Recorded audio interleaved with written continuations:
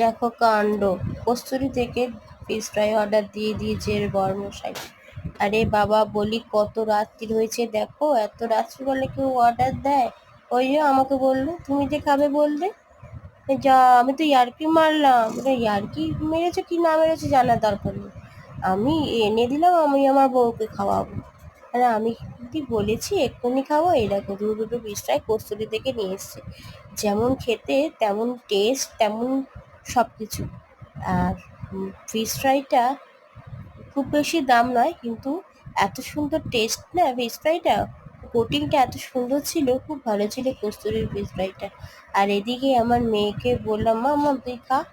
বললাম মামা খাবো তো, এই যে মেয়েকে একটু দিলাম, আমি একটু নিলাম, আর বাবাকে দিলাম।